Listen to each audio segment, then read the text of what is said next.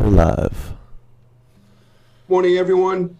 Today is April 1st, 2021, and welcome everyone to our East Hampton Village Board work session. If we could stand for a Pledge of Allegiance.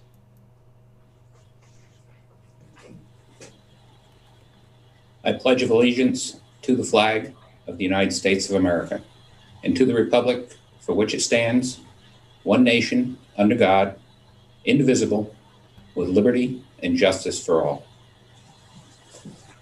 Thank you.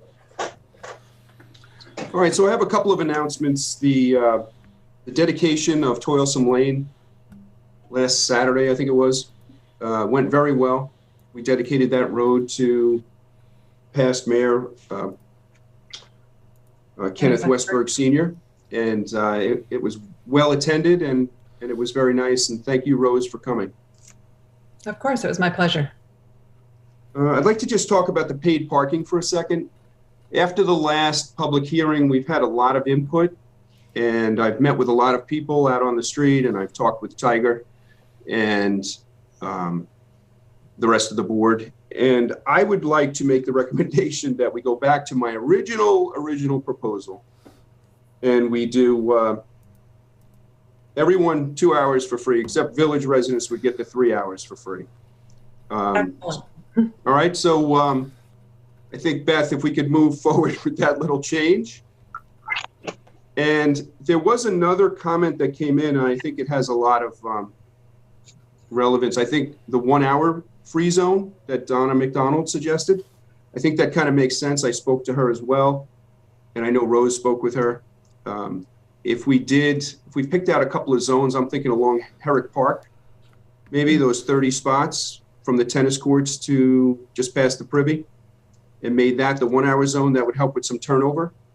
And then I spoke with Bernie behind Village Hardware, and maybe that little lot we have in the back along the fence, maybe we'd make that a 1 hour turnover zone. So if the rest of the board's okay with that, maybe we could have Beth make those couple of changes before we get to the next, the final public hearing on the 16th. I think that's a great idea, Mayor. Now, I agree. I mean, I've always envisioned, that the parking would be free for everyone for, the first 2 hours.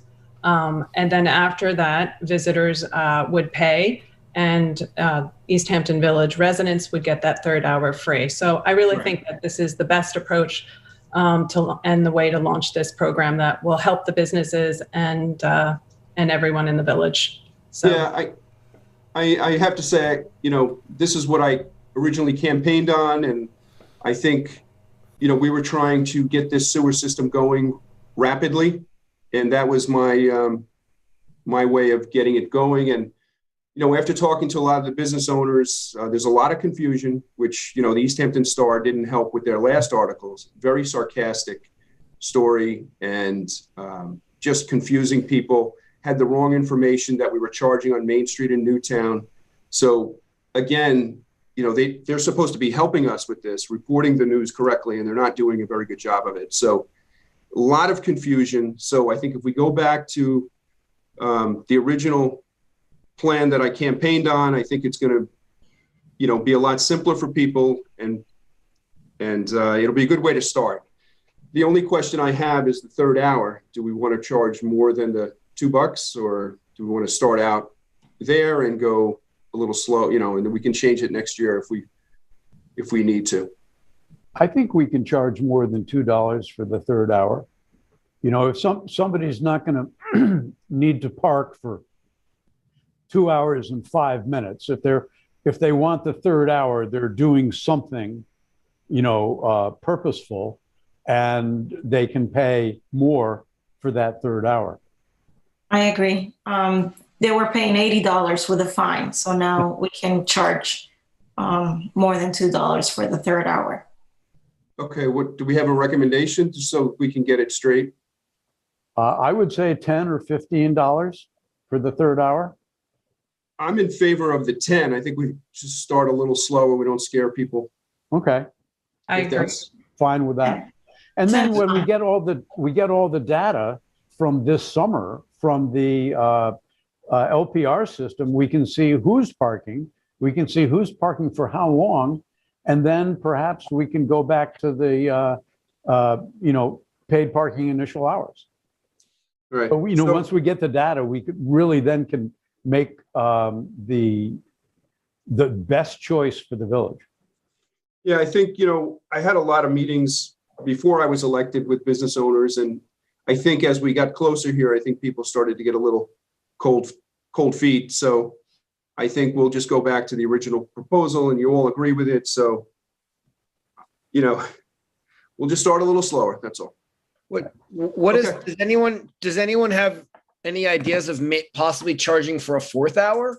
I mean, since we can't charge or we're not charging for the first two, which I agree with, that's fine. I think that's a good idea. We'll charge for the third hour. Why not maybe charge for the fourth hour? I know that was one of the original plans as well. Again, I'm just throwing it out there. Maybe, again, $5 to $10 for the third hour, $10 for the fourth hour. I think we should see what the revenue, what the demand is on the third hour, and then maybe add it next year. So just to not confuse anybody, go back to the original plan and then wait next year and see what the demand is for the fourth. As an idea. Now, what happens if people, for example, people at the moment under the old system would get out of their business, get in their car and drive around, get a new ticket and repark. How are we combating that? I don't want to call it a problem, but how are we combating that? We were talking about that today, Chris, and we're going to have to mount cameras at the entrances and exits to the parking lots. And people will actually have to leave after after the maximum time period of 3 hours. They'll have to leave the lot and then re-enter, and they'll get another 3 hours. I mean, I think that's fair. So right now, the Yeah, but- code requires that it would be that you have to move 20 feet, a minimum of 20 feet in any direction in order to restart a new time period. Do you want it to change to they have to actually leave the lot? Yeah, that's what we're looking at now, Beth. Yeah. Okay. And I think it makes it cleaner too. And, it'll restart the clock. So you're not going to, it's not going to accumulate over time. And you know what I mean? It's like if you were down there for breakfast and, you're not allowed 2 hours just for the day. So it'll restart every time you leave and enter and re-enter the lot. So I think that's the cleanest, easiest way to do it, especially for prosecution, right, Brian? Yeah, I agree. Leaving the lot's the cleanest way to do it. Okay. All right, And- good. And Mayor, our system will be able to interface between the entry and exit cameras and the roving cameras, Correct. be able to interface that? Yeah, Tiger, it's going to be great. They all connect. Yeah, good. Okay. All right, great, everybody. Thank you. All right, so we'll get into the presentations. Hugh? Hi, thank you, Mr. Mayor. I want to thank the board for continuing supporting the gardens at Home Sweet Home Museum. There are many people who come to the museum and do not enter the building or the windmill, but they actually tour the gardens. Even when the museum is closed, there are people still going on the grounds looking at the garden. So I want to thank you very much for continuing to support that. And now, whose idea was it to put lockers in the garage down at Georgia? It's Marcos. Well, he gets to go home early because in 1968, in an editorial in the East Hampton Star, when the village was thinking about selling the building, the Coast Guard building, it was suggested then that lockers be put in the garages down at Georgia Beach. And here we are going to do it now. Well, that's what I've been told a long time, Hugh, that government works slow. So, All right, it's working. Okay, now, this is April Fool's Day. So I'm going to give you 5 facts about the Georgia Beach and the Georgia Beach Coast Guard building. It wasn't a station, it was a building. down there. Okay, so Trustee Brown, Yes. here's your fact, and you got to find out whether it's true or false. Okay. The Coast Guard building and beach were purchased by the village in 1957 for $25,210. Is that true or false? Okay. Mayor Larson, Ready? the Coast Guard discontinued using the building after World War II. Okay. Mrs. Lester will remind you next week that you have that. Number 3. And Trustee Minardi, Morning. in 1932, a Coast Guard captain was sentenced to 1 year in prison who was working down there. Trustee Graham, Sir, Coast Guard building was sold in 1969 for $1,011. 1969? Yeah. And Trustee Melendez, when the village bought the place, the original acreage of the purchase was 3.94 acres. The original acreage was 3.94 acres. And then next week, we'll talk about some more about the Georgia Beach, and we'll talk about these, okay? Thank you. Thanks, Hugh. Thank you. Marcos, is Tesla here? Yes, Tesla present. Oh, hey, how are you doing? Welcome. Thank you. Thank you. All right. Well, hello, everyone. My name is Shiva Krishna. I am the market lead for Tesla Supercharging for the Northeast here. And I've been in contact with Marcos about putting Tesla Superchargers in your town. So I have just a few screenshots here from what we've been looking at so far. We're looking at the Osborne lot. Is it okay to share my screen? Yes, please. Yes. Great. And thank you, everyone, for giving me the time here. Okay. All right. Just give me a thumbs up here if you can see it. Perfect. All right. So currently, Tesla has charging stations on the south part of the fork here in Southampton, Watermill, and Montauk. I'm going to use Montauk here as an example because it's one where we've worked with the town specifically. So it'd be a pretty similar situation as working here with the village. Here's a nighttime photo of the stalls as they opened in the parking lot in Montauk. These are the Tesla stalls. Each one charges one vehicle. And then right next to the Tesla stalls, if you can see in this aerial shot, there are 4 Electrify America chargers that are universal chargers as well. It's not uncommon for us to work with a third party like this together. It helps us save on cost in building, but more importantly, it gives charging access to a wide range of vehicles, inclusive of Tesla, which is at the moment the majority of the electric vehicles on the road. Here is a layout of the Osborne lot. And what we're proposing, the red kind of salmon color, I suppose, spots are all Tesla, total 12 spots here. This one right in the middle between the bluish purple ones, these 4 are Electrify America, Universal, and then this is an ADA shared spot for charging as well. In this corner is the equipment itself. So there's cabinets and switchgear. And then I believe the railroad is on this side here, and that's where we tap into power. We're working with PSEG Long Island and doing a utility study to ensure that we have the correct load to do the project. So that's the nuts and bolts of what we're trying to do here. I'm happy to take any questions. In general, we've seen quite a bit of growth for our Tesla market in Long Island, especially in the eastern end. So, you know, just going out there a couple of weeks ago to meet Marcos, I couldn't believe how many Teslas saw driving around. It's important, of course, to support the local community with their Teslas, but what the supercharging program is really designed for is for long distance travel. So those of you coming from the city to Long Island, meeting back and forth, going to the Hamptons, Our goal really is to make sure you have no range anxiety, multiple places to stop, charge your car, and most importantly on our end, close enough to the town's amenities to support the local shops and businesses. So in a perfect world, Tesla customer pulls up, charges their car for 20 minutes, goes into town, grabs a cup of coffee, a sandwich, gets to take in the sights and the views of the village itself. And then they come back to their car and they're on their way to their next destination. Thanks. So, Can you go back to the diagram?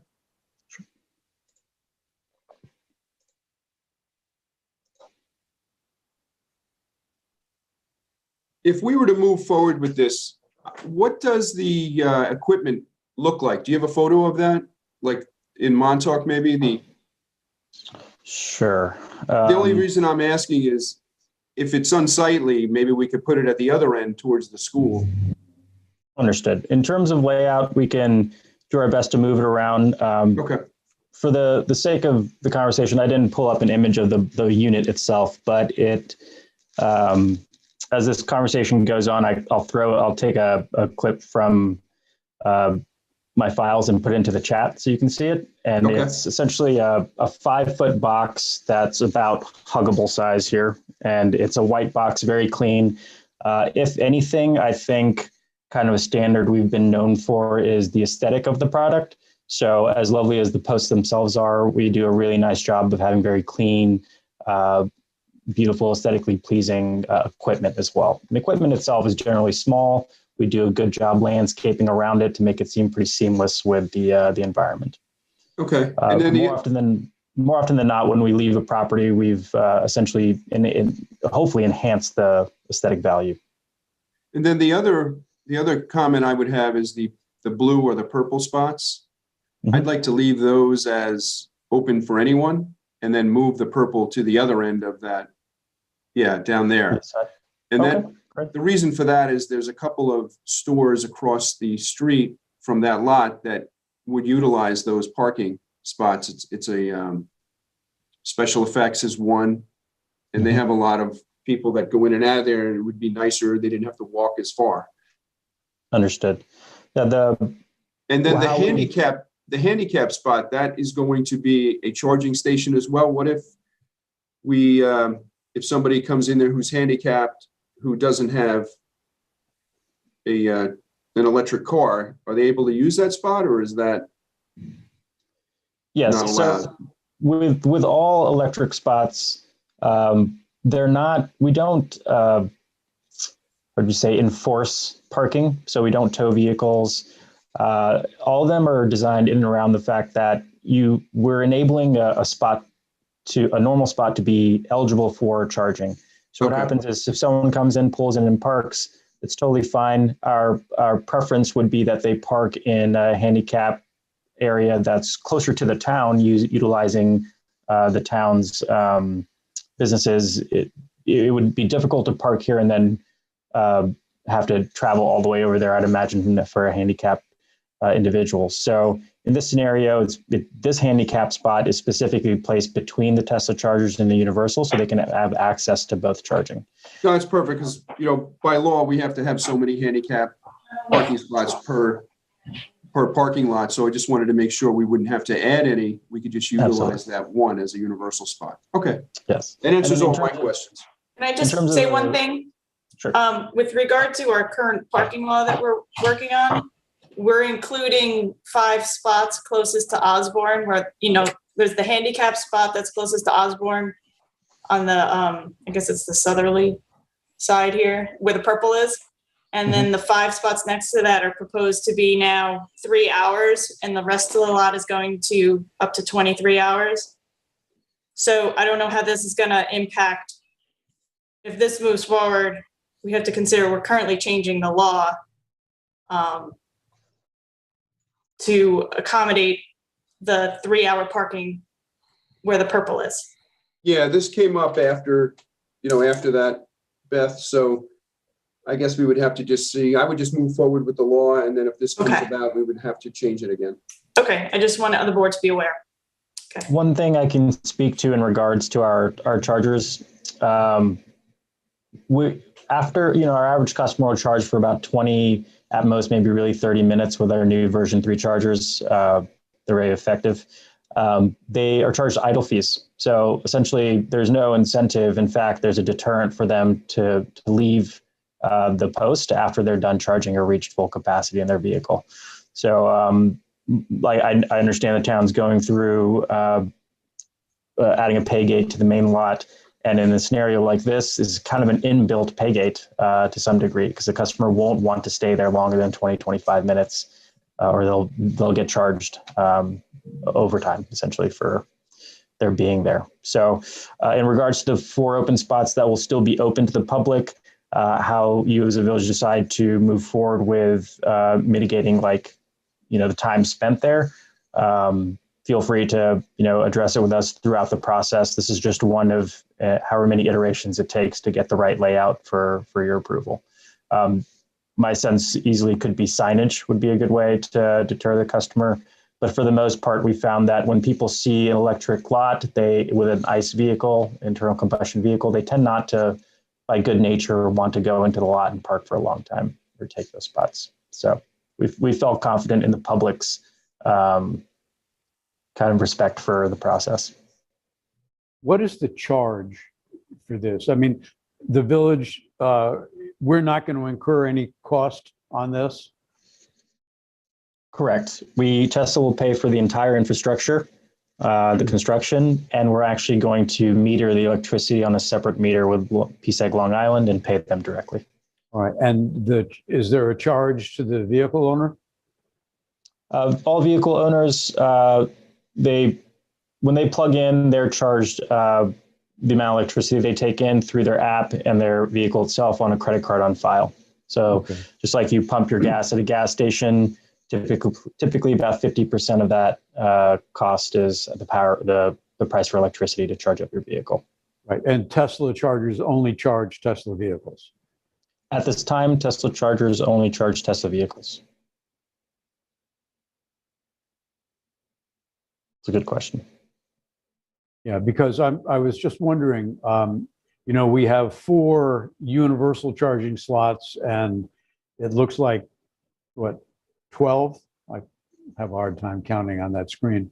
That's correct. That seems, as you do point out, there are more Teslas out here than anything else. Mm-hmm. But, and again, if there are empty charging spots, people can park their non-Tesla vehicles there. We're not going to restrict it to electric vehicles only. Right. But I think that, again, as you did point out, most people aren't going to take up a electric charging spot if they're not going to charge their car. I mean, but if there's, a real parking density problem, they probably will. And right. I guess that's, okay, as long as people are, trying to be good about it. Yeah. So to your point, I suppose there's kind of 3 points to mention here. One, our status as charging electric Tesla vehicles only. That's like a business decision at this point, right? Like if, as it stands, registered vehicles, 8 out of 10 on the road are Teslas. So by designing it this way, we would be supporting the mass population of electric vehicles on the road. As time passes, as decades go by and that alters, you'll see a huge advancement in our product and how we move with the direction of EV in general. I think you'll be pleasantly surprised. In a scenario like this where we have X number of Tesla charging posts as we do, we typically will do half of those stalls, let's say 6 of them, as dedicated and the other 6 as enabled, essentially meaning anyone can park there. And as you say, and I mentioned as well, we have not had an issue with the general public wanting to park in a stall on purpose. If that becomes an issue, I'd be happy to revisit with the board here, the planning board, to talk about a resolution for it. But in the past, we have some 2,000 sites across the country. We haven't really come across that issue so far. Okay. And just out of curiosity, how much, what kind of service do you have to bring in to support these chargers? Because I know they can use a fair amount of power. Sure, absolutely.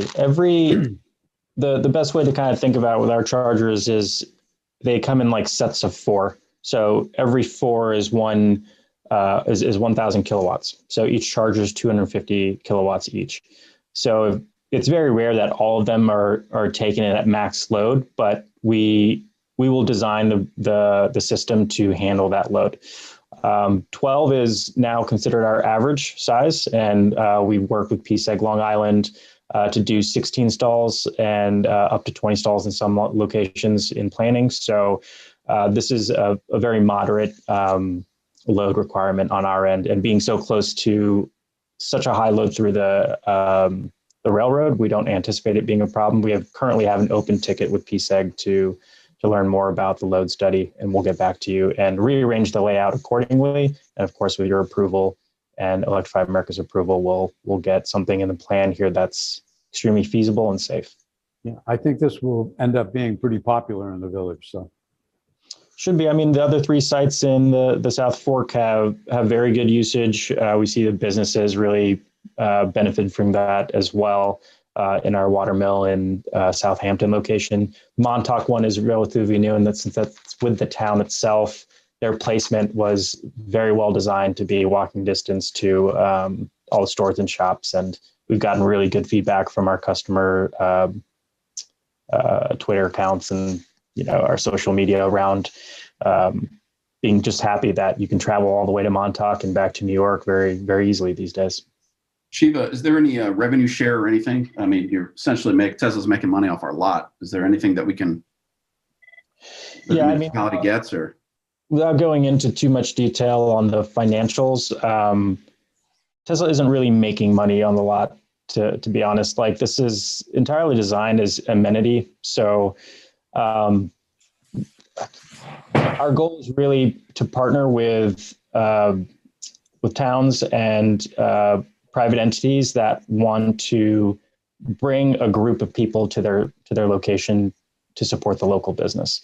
So the amount that we spend on a site like this, the hundreds of thousands of dollars, that money we don't generally make back quickly at all. In fact, it's designed as entirely to be an amenity and an extension of our selling of cars, right? So people don't see the Tesla supercharging station and say, oh, I want to buy a Tesla. It just so happens they're buying a Tesla because they have the freedom to travel. And this adds to that.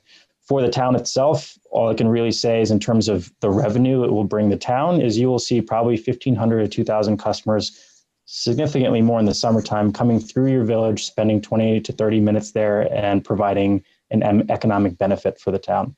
And that's really the revenue, quote unquote, that I think is being sought after by most of our partners. Do you have the analytics on how many visitors are coming out here that don't, have a Tesla? That have a Tesla, but they don't live here, meaning they're not doing it at home or charging. Yes. So we have analytics on the session counts of our locations all across the country. We do not separate that by who lives in the community versus who visits, but it's generally safe to assume that more often than not, people living in the village don't tend to supercharge because they probably have home charging. Whereas in an urban environment like Brooklyn, Queens, let's say, a lot of people don't have home charging and they are also using the supercharger to have their week's worth of charge. In an East Hampton situation, most likely your average customer is coming from the city. They have a home in the Hamptons, and on their way back and forth, they'll need a charge to finish their journey. And in doing so, they're going to stop, pick up their groceries. They're going to stop, grab a cup of coffee, talk to their friends, and it'll support their journey and not their everyday mannerisms.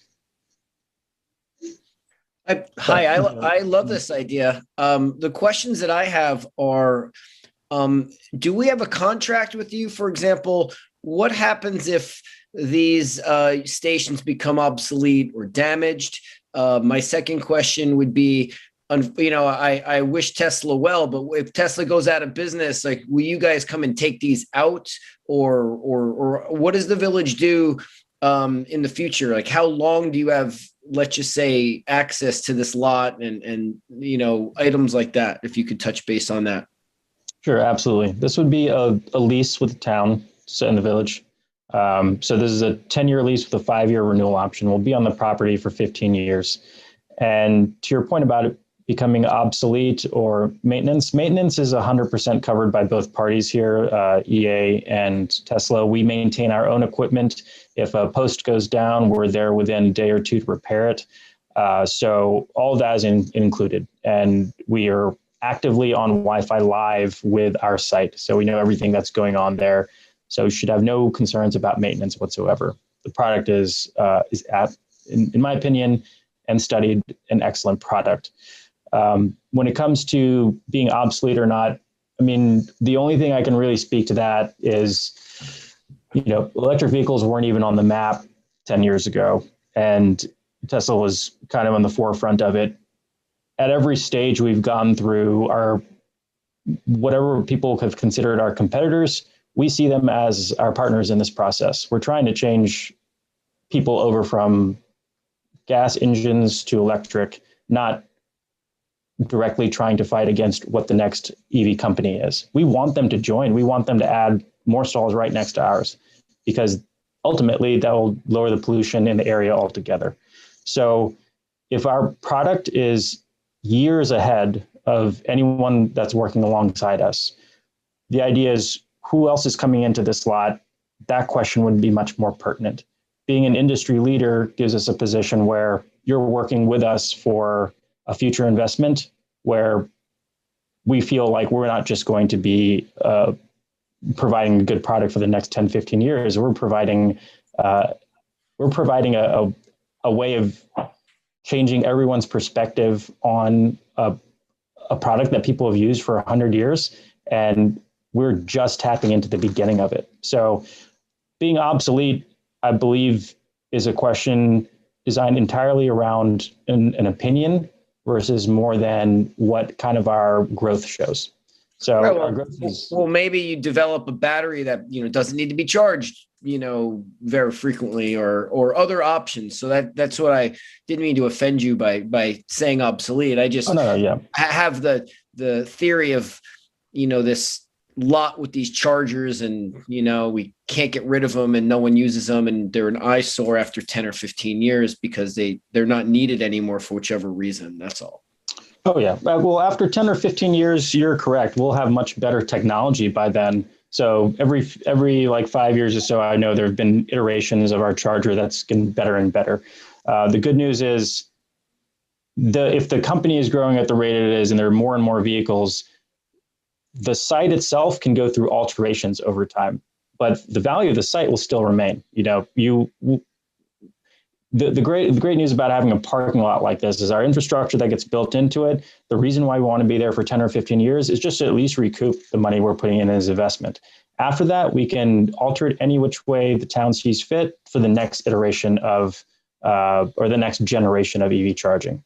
So my hope is that the 20, 30 minutes that people are currently spending here, the next 10, 15 years, that can be cut down to 10 minutes, and maybe in the next 30 years, as quick as a fill up, right? So the product will still be there. The design will still be there. Just the equipment on that land can change over time. And the adaptability of our company is probably one of our better qualities compared to a lot of the businesses out there who do something similar. We high adaptability rate. So if there's anything, we'll probably bring it to your attention at the time. I just have a couple of questions as well. I think it's a great idea. And, we've talked a lot about this lot because it's underutilized. At the last meeting, we talked about different ways that we could try to make it or incentivize it for people to use when they come into the commercial district. We also have charging stations in the long-term lot. And I know they're really popular. We put them in, a couple of years ago in 2018, and I know the demand has grown exponentially. So that infrastructure is there already as well. How many charging stations, Marcos? Remind me. Is there 6 there? 12. 12. And I think, Shiva, you do it in it's either 8 or 12, right? It's got to be for the demand. Right. We do it in sets of 4. If we we don't do just 4 anywhere anymore because they get immediately full, and then customers are upset when they have to clearly wait in line to charge their vehicle. 8 has been a pretty standard number for the Northeast for the past, I'd say like 5 to 10 years. And now we're reaching kind of critical capacities in Watermill and Southampton. So Montauk is the newest site that we can have any sort of relationship to understand what that usage will be. But 12 is now our new standard because of how many Teslas are on the road and the number that are traveling in that area, which is next to probably the Roslyn Heights area, the second highest or the first highest in all of Long Island. I just want to share with the board that Tesla's original proposal was going to be at the Rudersham lot facing the LVIS part, kind of at the end there. So I thought that, Rose, to your point, I thought that this was a better usage of obviously what I feel is, and everyone I think feels, is a purposeless lot in a sense. So that could help. Yeah. I have one last question for me. I'm sure people have others. Has Tesla ever considered partnering with other EV manufacturers to share their charging technology, so that going forward there might be more vehicles other than Teslas being able to avail themselves?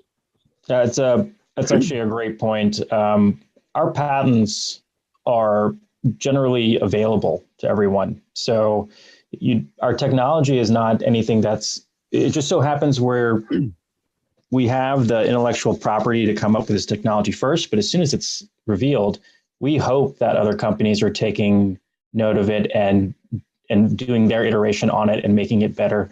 Again, our goal here clearly is not to be the #1 EV company in the world, but to get everyone to convert to EV, whatever that takes. So designing it in a manner where it seems appealing to everyone is really our goal, right? So I hope that is very clear on this call, that like we don't see, if you want to bring in another company to take the other 4 spots in this lot, we would encourage it as long as they're electric vehicles.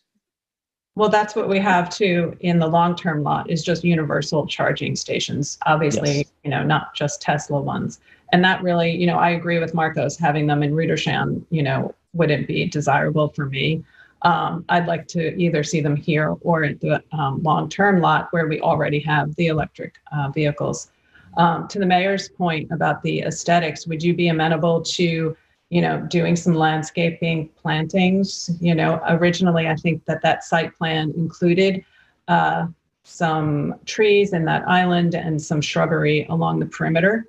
Would you be willing to do that? Yes, 100%. Okay. Like a very important quality to our sites or the aesthetic as well. And we do a significant investment in the landscaping. So shrubberies to go around our equipment. We don't do it to hide the equipment. We think the equipment is actually pretty pleasing, but we do it to give it kind of integrated feel into the landscape. So it doesn't look like a white box. It looks like it's very well integrated into the layout. And this is a very high level bird's eye view of the layout. As time passes and we send you iterations of it, you'll see a more enhanced layout. Like CD100, our final construction drawings will show you each individual plant that's on the property as well. Great. I had a couple questions again. There's a school right nearby. Are any of these terminals dangerous? Like, can a kid stick their finger in one of these? Or, is there any way where there's danger involved with any of these terminals, is my first question. My second question is there any type of protocol for, let's say, the fire department or the EMS to respond to an emergency near one of these terminals, whether it be a fire or an accident with high voltage? I know that, the emergency responders are very cautious with these type of vehicles, nevertheless, the terminals. And my third question is, as for liability, like what happens if one of these terminals are damaged, or is there any type of danger involved if we get a hurricane? If you can just comment on those. I love this idea. I just want to make sure I ask all the questions. Sure, of course. Thank you for asking, Christopher. They're excellent questions, and it's information that should well be known for the village. the kind of the long and short of it is we monitor every single stall from our HQ live, right? So we have a Wi-Fi signal to each one, and we can shut down an entire site remotely. So that's the very first fail-safe for any of this. We have not had any accidents in terms of a fire or any sort of danger in terms of electrocution from these sites, and we have over 2,000 in the country, largest network in the country. So in terms of first response, a fire department can show up. I don't think they would handle it. I can't speak to it with exact science. I don't know it that well, but I do know that, similar to any other electrical fire, there is a way to put out that fire. I would definitely talk to your fire department, make sure they're comfortable with what's going on, give them the plans, let them understand what it is, and give them all the rules and fail safes for handling it. So we are not a build it and leave it company. We highly, highly monitor the site live 24/7 all the time. And in terms of a child walking over and touching the unit, there's no direct way for them to get voltage into them. The way the mechanism, the port works is it has to be plugged. There's a fairly thick piece of plastic that surrounds the port, and that goes into the vehicle, and it doesn't actually even transfer electricity until it latches inside. So it's pretty, like I've been at Tesla for 3 years, and I've worked with a lot of companies with very well-designed materials and products. And this is one of the more advanced, well thought out products I've come across in terms of safety and viability. All right. Like, for example, if a child came up to it and stuck their mouth on it, would they? Yeah. No, but the problem is that the middle school it's the middle school where it's not elementary school kids that have, these are young kids that might not make the best decisions. And, sure. We would hate to have anything. I understand. I've grown up around a lot of middle school kids, and I know what they're capable of. So yeah. I completely understand. I can assure you that if a kid walks up to it and puts their mouth around it or tries to stick their finger in the port, it won't engage with them because it's a male-female port. So they need to, it would be no different, I suppose, than sticking your finger into the USB port on your laptop. Unless you have the right connection, it won't actually allow the current to jump. Okay. So I think more than anything, the kids would probably come touch the equipment to play around with it out of curiosity. But in all honesty, if I were a middle school science teacher, I'd take them over on a field trip just to see what it all is and talk to them about how electricity works and where the current's running from. And it would be a completely safe field trip, in my opinion. Okay. But excellent question. And being so close to middle school, it is highly relevant and well respected on our end as well. All right. So it sounds like pretty much the board's all in agreement to move forward with this to the next step. Is that good with everyone? Yes. All right, great. Yeah. Okay, Marcos. What about discounts for trustees buying new Teslas? Always looking Just for a deal. kidding. Just kidding. All right. Do we have the fire chief on the call? Does he have any? No, I think he stopped attending. No, Jerry, he's on the call. No, sir, Mr. Mayor, I'm here. We have no problems with it. They've got a very solid reputation as far as safety, and we think it's a great idea. All right, great. All right, thank you very much. Thank you, everyone. Have a pleasant day. Really appreciate the time. Thank you. Hi, Amy from Guildhall. Welcome. Hi. Thank you so much for allowing me to speak today, both you and all the trustees, and to Marcos for looping me into this. I apologize. I'm in Los Angeles and it's 3 hours earlier, so I'm a little bleary-eyed. Those of you, if anybody knows me, I don't get up early generally. It's the theater thing. It's an arts thing. Anyway, Jody is helping me with my slides because my computer isn't working, and thankfully he used to work for me, so he's used to me telling him what to do. Jody, can you bring up the first slide? Although the first slide is just a intro. So this is Guildhall's 90th year, opened in 1931, thanks to a revolutionary woman, Mary Woodhouse. And after last year's craziness, we thought, it was really a great time to celebrate. Some people might think, why 90, why not 100?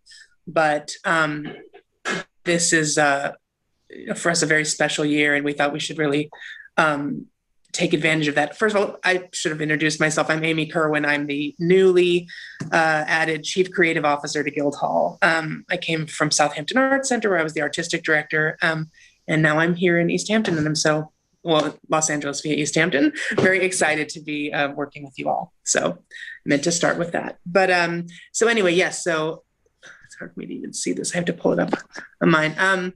What we're hoping to do, and Marcos had said this was something that you all have already been talking about a little bit, is utilize the street posts for banners celebrating our 90 years, featuring images from our history from 1930s to present day. And from what I understand, the posts where the banners would go actually start around Guildhall, run down Main Street, and then down Newtown Lane and back around. And so we thought that it would be sort of a wonderful story to tell, starting at the beginning as you pass Guildhall and you drive around and then you loop back around. And by the time you get back, if you're making a loop and doing nothing else, but when you get back around, you've sort of seen the whole history of Guildhall in a subtle, eye-catching, but not too distracting way. This is something that we would obviously incur the costs for, the design, the production, the installation, the de-installation, but we think it would be a really beautiful addition to the village. And as you see, if Jody can go to the next slide, these are just some examples of other street banners, not ours, the Southampton Village banners that they did during COVID, the biggest part of COVID about wearing your masks. Here's one I put from the Austin City Limits. It's just more of a creative one. And then Marcos mocked up one for us for Guildhall 90. That's one of our 90th logos. But on the next page, Jody, if you'll go on, are some examples of some treatments that we're working on right now for advertisements. These are full page ads for Hamptons Magazine, but they would look essentially like this. They would be the specs of a banner, but each would have a different image from our history with a tagline. As you can see, Bob Fosse and Gwen Verdon is 90 years of jazz hands. For those of you who understand that, it's this. Or community engagement, revolutionary art. So each photo has a tagline that relates to the photo itself, and they're all treated with this sort of ombre effect to tie into the branding of our 90th. So those are just three examples of ones that might be up, not necessarily these, but that's so you can see what you might expect if we were to have these banners. That's a basic overview of our idea. Those are my slides, but I'm happy to answer any questions or concerns or anything like that.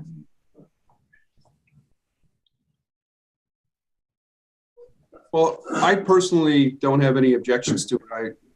My goal is to support Guildhall, the library, and everything within our village. So I think it's a great idea. Thank you. What is the time frame? What's the time frame? Well, really, if we were approved, we would produce them immediately and get them up. We actually just announced our 90th today.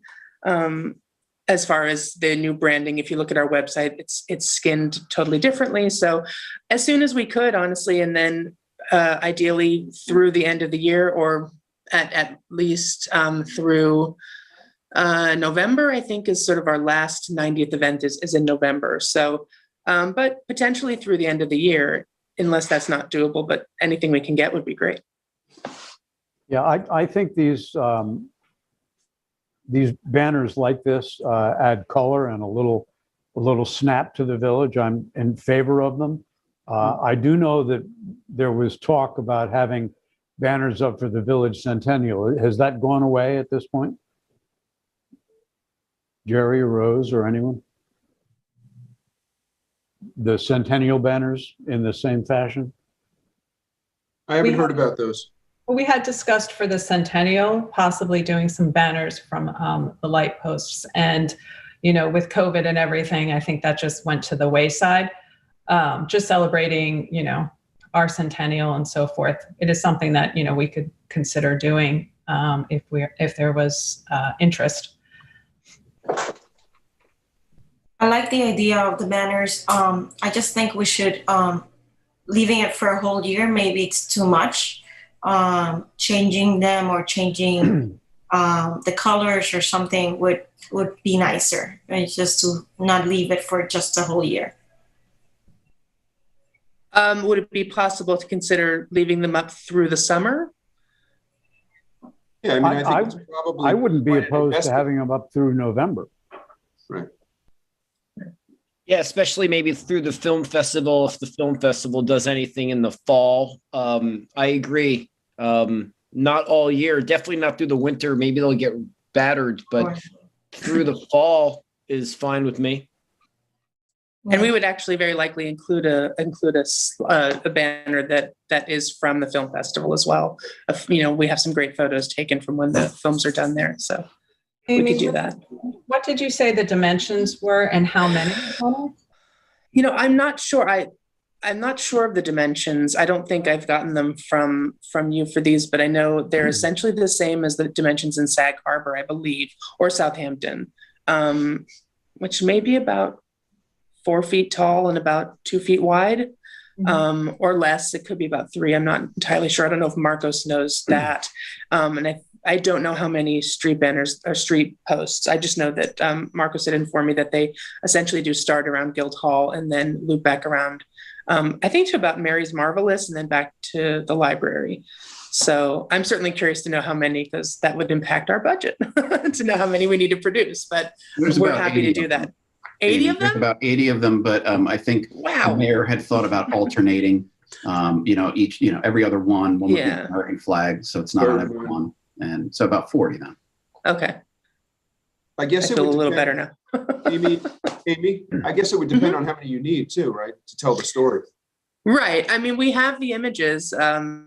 So I think for us, it's also looking at the cost of 80 versus 40. And if you wanted 80, we might be able to get underwriting for that. If you wanted each banner, we're talking about 90 years. So we definitely have images we can pull from. But I think we could work it either way. It's just a matter of finding the budget line in order to cover 80 banners versus 40. Yeah, I think I'd feel better like every other poll than not every light stanchion. I'm sure our controller would be happy to hear that. And Mayor, are we still planning on putting the flags on the light poles too? Yes. Talk about that. Yes. So I think that'll be really nice. It'll look really nice. Yeah. And they're two-sided, so you see them each direction. Yeah, it's going to look really, really well done. Yeah, no, I think it definitely adds to the village, and I'm fully in favor. Is this something that will go to the DRB, or do we just make this? That's correct, Rose. I think I feel better if Mr. Caruso looked at it and signed off on it. Okay. All right, great. Thank you, Amy. Thank you. Appreciate the time. Superintendent of Highways, you're up. Good morning, everybody. Hey, David. So I presented some changes to Section 250 of the Village Code, just updating language. 250 deals with streets and sidewalks. Currently, the main part that you have there, the biggest changes are for 250-19, which is construction of curbs and gutters. And currently we have basically 2 sentences that cover how curbs and gutters are to be constructed in the village.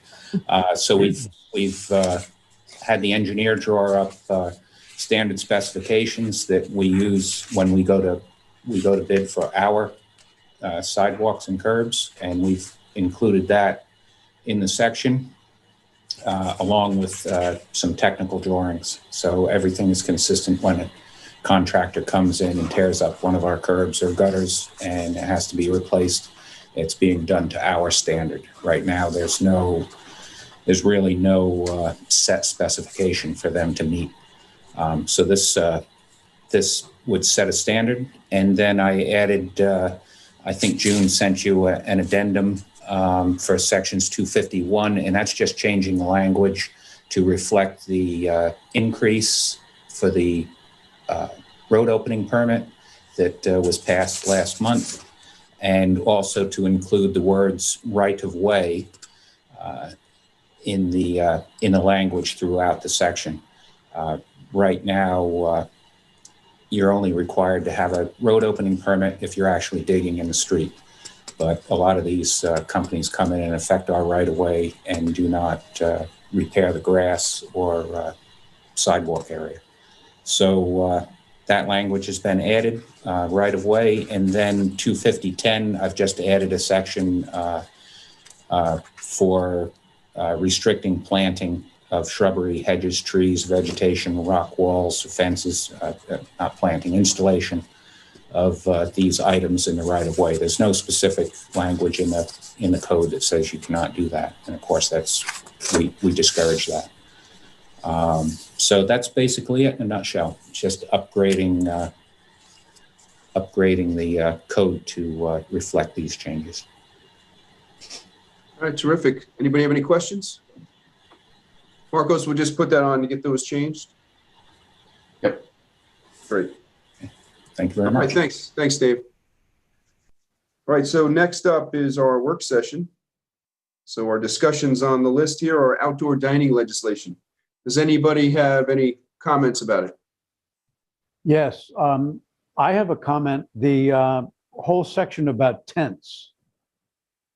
I didn't know that that was going to be part of the conversation. It would seem to me that if the weather is such that it would require tents, the people could move back inside. I suppose we could allow tents if the governor has declared a pandemic and reduces the indoor seating in a restaurant. But otherwise, I don't think having tents on the sidewalk is something that I would be in favor of. I don't even know where that came from.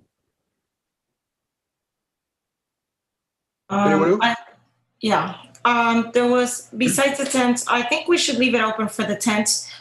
We're still gonna have the building inspector making a final decision. Maybe not for the sidewalks, but maybe for the other restaurants like Topo, that they're doing it outside in their parking lots. Maybe they will need a tent. So I think we should just leave it as an open for them to have the ability to request it, and then we'll just make the decision if we want to accept it or not. Also, I had a comment in section 275.4.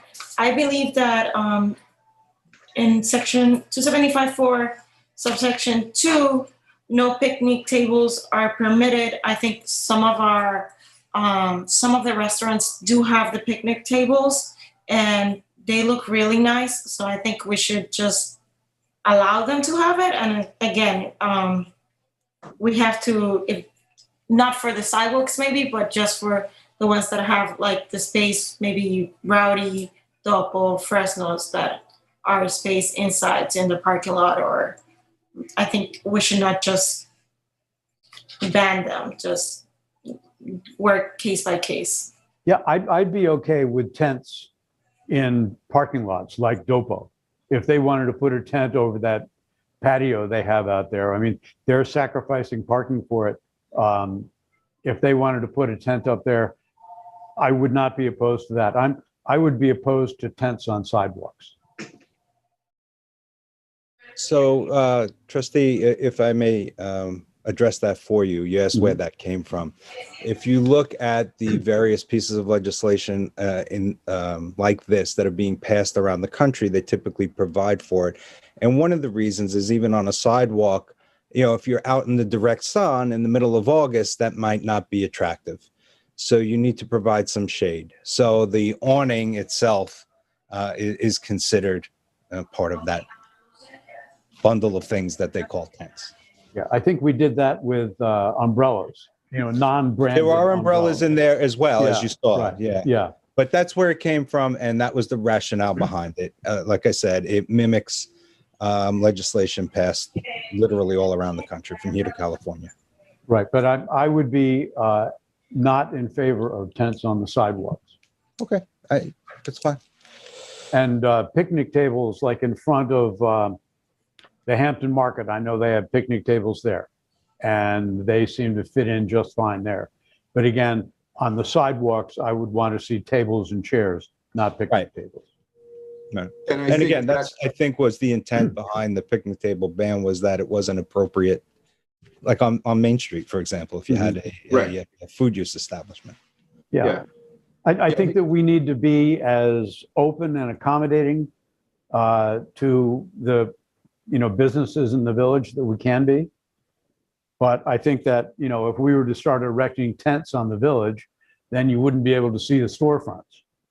And, that might annoy, somebody that, has display in their window that people couldn't see. So that's my concept on the tent issue. Yeah. The Blue Parrot has picnic tables, and is there a way for us to, I hate to say it, but case by case, I want to be fair to everyone. I know we all do.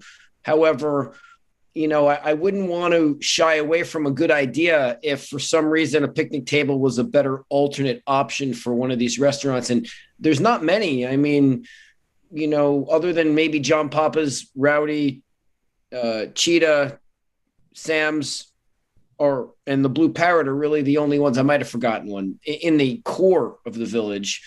And then it seems like there's like another set of rules or things that are a little bit more allowable when you move out to the fringe, whether it be Dopo or Cafe Max or, other restaurants that might not be within the foot traffic path of people. So, I don't want to say no to some of these restaurants where it might not be such a bad idea. But I agree, Tiger, no one probably thinks that a picnic table outside of the Golden Pear is a great idea. But, the Blue Parrot, they seem to have picnic tables out there, and they look great. So I just didn't know how we can accomplish that and not, be fair to everyone. Trustee, if the key here is not even so much an aesthetic, but a matter of pedestrian access and safety. And I think perhaps we can address your concern, both of your concerns actually, with some language amendments there and preserve the intent that you want. Yeah, I would like to see that too. I would like to see, Tom have the building department have the final say on this. Right, exactly. I would not be in favor of allowing tents on the sidewalks or picnic benches either. Possibly we could say something like, if you're using village-owned property, it's only tables and chairs and umbrellas. And as far as the tents, how long could someone keep a tent up according to this legislation? Well, these permits themselves are only seasonal. So it would go according to the season as defined in the ordinance. And this is for all pre-existing non-conforming uses. It's for it's for everybody because of the latest decision. You have to do it that way, really. Right. Now, we do have a limit on tents of 21 days in the village. And that's, usually for freestanding tents, for a wedding or a garden mart sale or something like that. And I guess we would have to separate these tents from those tents. Again, it's up to the board what you want to do with tents. You tell me what you want to do and I'll find a way to do it. That's the way I see it. If I could just chime in, I'm looking forward to being involved with the outdoor dining. I think it's a good shot in the arm for businesses that are already struggling. And I think when I'm, happy to head it up and issue the permits, I think when it's usually associated with travel. I think people, the communities, et cetera, when we used to travel and go before COVID, which, hopefully we'll be doing again fairly soon, it's almost expected in the public way, as we travel throughout the world or elsewhere. But and the idea, and I get the points that are brought up, and they're very valid ones. But I think our review process and the fact that each one will be looked at individually and separately could, would take care of this. Certainly a tent on the sidewalk would prove to be an obstruction and not something that we would look at. But yet, another spot, perhaps like the highway diner or something like that, it might be more appropriate. As far as the type of tables, et cetera, I guess that would be, for the board to look at. But the review process is, a decent, rigorous one. We want to maintain an unobstructed passage area for pedestrians, and we're going to control the litter. And the chapter speaks to them being aesthetically pleasing, the tables. So I guess that we'd look at all together as what's aesthetically pleasing. I would hopefully not be the one to say if it's aesthetically pleasing, but I would do my best to do so. Hopefully that gives my take on it. Okay. Yeah. Thanks, Tom. I think that giving, sorry, Mayor. Go ahead. I was just going to say that, giving Tom a good feel of what the board wants is going to make his job a lot easier. So the more instruction we can give Tom as to what we feel is appropriate is going to make it much easier for him to do his job. And it doesn't really necessarily even have to be in the code. Because the code sometimes, can put us into a bind, and if we just say that, that we say to Tom, tents and picnic tables on the sidewalk, we don't think is a good idea, he would have the ability to allow a tent and picnic tables at in Fresno's parking lot. So I think that it's really for the board to be clear, and that would help Tom out a lot with what his job is. Right. I would agree, Tiger. Thank you. We like black and white. Not everything's black and white, but the more guidance, certainly the better. Thank you. Yeah, I would agree as well. It would be good to give you some parameters of what we're thinking about. It says here, the building inspector shall establish the hours of operation for each outdoor eating area or sidewalk cafe area. Right. Like that's an example of, we might have an idea that we'd like, everything to be, done by when our ordinance starts at 11 for noise, or maybe earlier at 10, since some of these establishments are adjacent to residential areas. I think that there's broad support for outdoor dining within the commercial district in front of Golden Pear and Shitta and Rowdy. We saw that this summer. The Blue Parrot has it. There's some logistics, I think, that need to be worked out, as an overall program that we need to think about. Yeah, I think that's going to be more policy than law, though. So that's exactly right. Yeah. I mean, what is the board thinking about an appropriate time frame as far as the hours of operation? I think it depends on the location. So I think we have to take each location. Right. Mayor, you're right, and trustee, the reason that that's left like that is because, for example, in the downtown, if you have movies letting out at 11 o'clock, you may want to leave them open well into the night. Whereas in other locations, that might not be as desirable. So that's why it's left, to the discretion of the permit issuing official, in this case, the building department, the building inspector rather, to make those decisions, taking into account all relevant factors. Rather than trying to create one rule that's going to be hard, to really effectuate the desire and the policy of the board. Right, and I guess also that if an establishment asks the building inspector for a permit for some given whatever, if Tom is not comfortable with granting that permit, he could certainly come to the mayor and get guidance from the mayor on that. There's that, and remember, if Tom says no, and there's an appellate process built into the ordinance as well, so that ultimately, through that appeal process, the board does have the final say. Remember, it goes first the appeal to the planning board, and then the second appeal goes to the village board.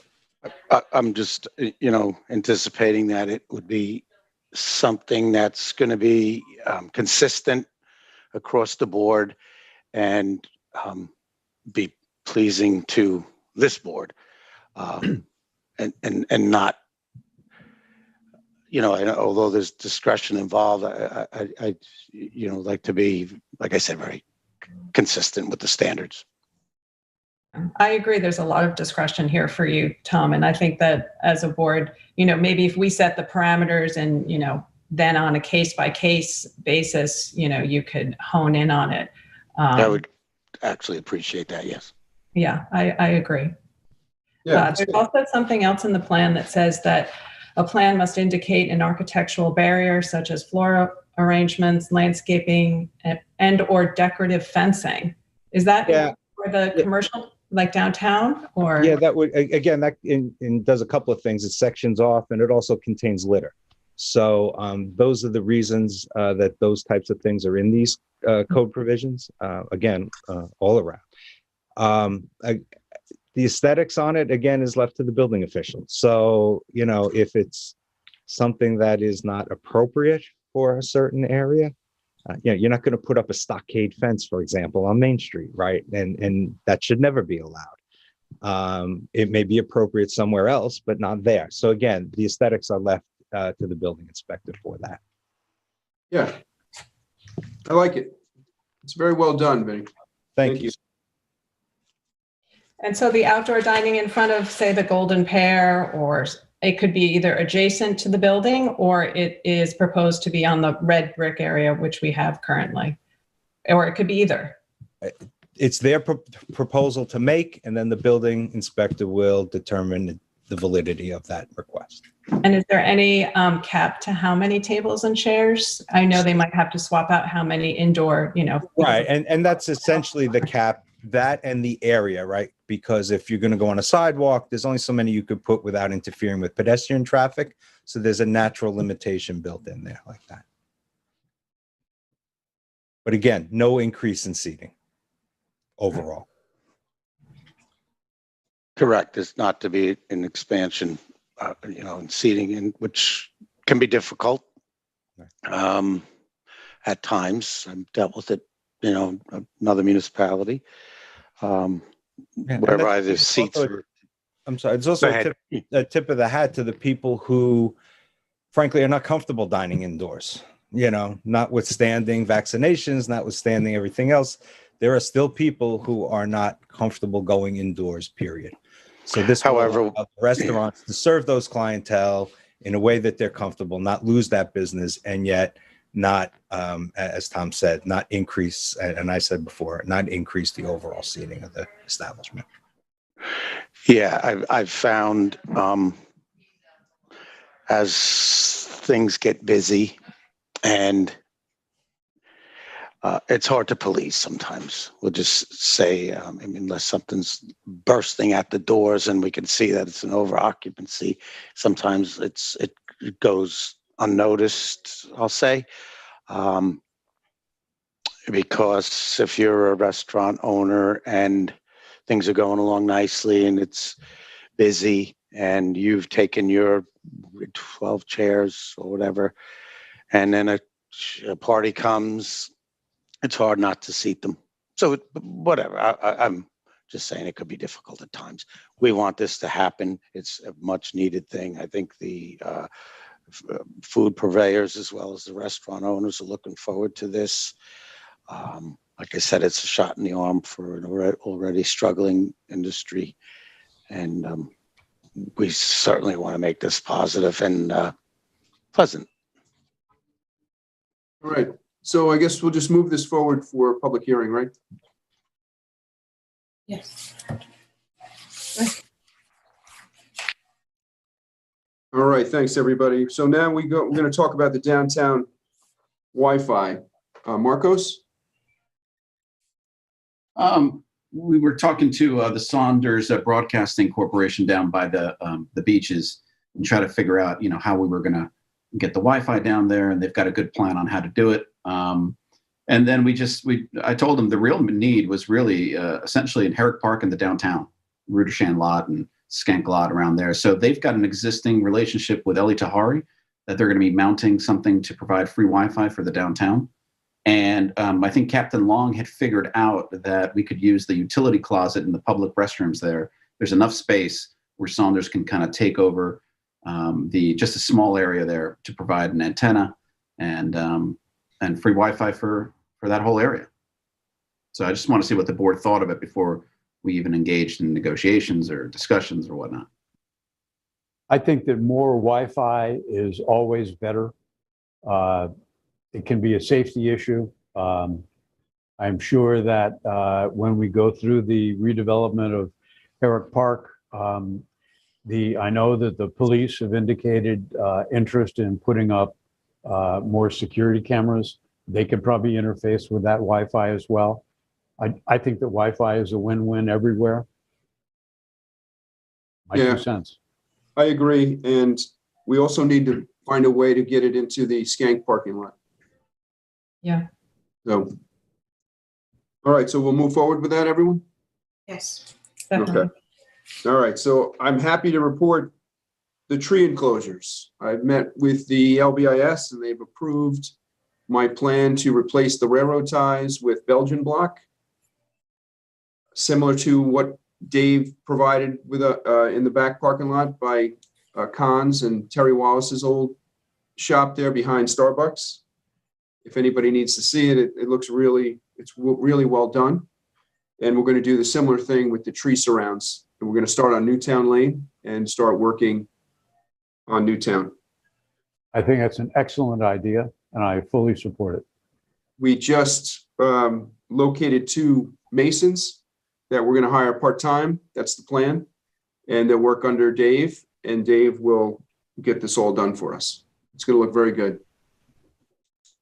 Just the total cost is, I think, $90 per tree enclosure. And those 2 gentlemen, I think, because there will be seasonal part-time workers, I think it'll be a total of 8 weeks to complete the 70 tree enclosures. So it's going to be around $16,000 total. Just want the board to be aware of that. Great. It's going to look terrific. Yeah. Well timed. Really well. Yeah, it really is a needed upgrade, Mayor. Yes. Yeah. And will they do the red brick around some of the tree enclosures? Some of it is buckled and a little. Yeah, that's the plan too, Rose. When they're working on it, on a tree surround and the brick is not right around it, they're going to fix that as well. Yeah, a lot of times the tree roots have taken up the brick, No, exactly. There's a couple of really bad spots on Newtown Lane. Yeah. I have even ripped up the concrete. Sure. Dave did a really good job, I'm sure on the north side of the park there on Newtown, across the street from the school. And then when he redid the tree enclosures, he made them more square. Some of them are quite oddly shaped. So. Yeah, Dave's going to be working very closely with these 2 gentlemen. So Dave did the walk around with us when we walked around with the 2 new masons, and it should work very well. So we'll see how it goes. I was contacted by a resident. I just want to say that Dave did an incredible job with the Suffolk County Water Authority, the reimbursement that you'll see there, resolution number 1. So I just thought it'd be the right time to kind of fit that in there, but he's done an incredible job with that. There's going to be a lot of folks happy in Lily Pond and all those streets, and that's really a lot due to him. So I just want to say that. It's a good idea, Marcos. Why don't you announce the streets so that people know that they're going to be getting it paved, thanks to Dave. Up and down. Well, maybe Dave can pop in. Dave, you around? It's Lily Pond, Lee Avenue, Dayton Hollow, Hedges, and Lee Avenue. So we've I've been working on this with Keyspan and Suffolk County Water since I took office. We had initially wanted to pave a couple of roads, and then the utilities popped in and decided they wanted to do major infrastructure repairs to their systems, and that's set us back almost 2 years. And we're finally getting to the point now where both utilities are done with their work, and we've gone into paving agreements, which you're going to accept Suffolk County's today as part of your agenda. We already have a paving agreement with Keyspan, and we've already received $112,000 payment from them to go towards the project for Lily Pond Lane. And we're gonna cover some ground here, and hopefully by the end of May, and have a significant portion of the summer colony back in good shape. So that's it in a nutshell. So Dave, what was the amount of money that you were able to persuade them to provide us? We have $112,500 from Keyspan, and the three, I don't have the total right in front of me, but it's $118,000, $189,000, and $178,000, almost $179,000 from three separate paving agreements with Suffolk County Water.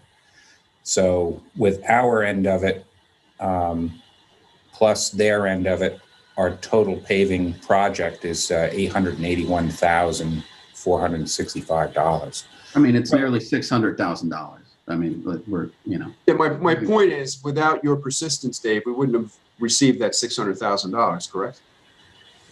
Correct. Well, you know, the way it normally would work is Suffolk County would come in with their contractor and Keyspan would come in with their contractor, and then we're kind of working around them.